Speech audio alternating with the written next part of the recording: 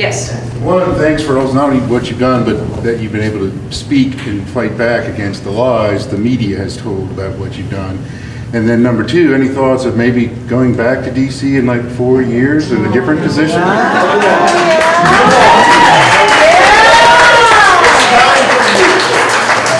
You know, I found, I was amazed this year by how the media would use fear to promote their agenda. Yes. That's right. And how they had no problem picking one statistic and scaring people and taking it completely out of context to promote what they were trying to push throughout this country.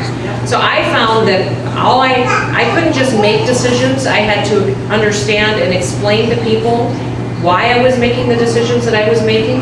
And so we have whole press conferences where I went to give a COVID-19 update on the state, but it turned into the freedom speech, or it turned into an educational speech about what authorities I had as governor and what authorities I didn't have.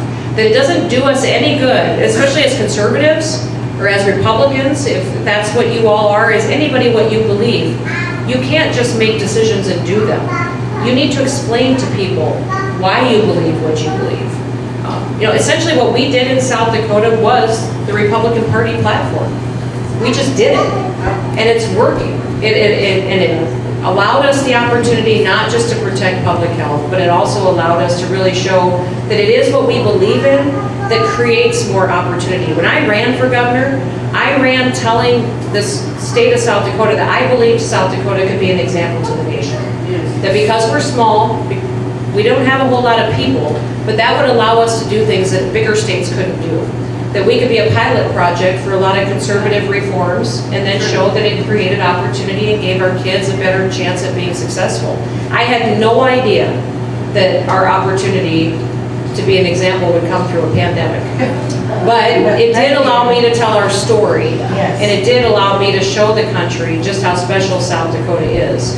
And listen, I could triple the size of my economic development department right now, and I couldn't answer all the phone calls from businesses that are moving to our state. It will be something that will dramatically impact our state for decades to come, and we're recruiting the right kind of people. We're recruiting the kind of people that really do value leaders who don't take away their decisions. They're coming to a state where they recognize that government has its role, but it is not the role that the person and the family and the personal responsibility has in each and every day of our lives.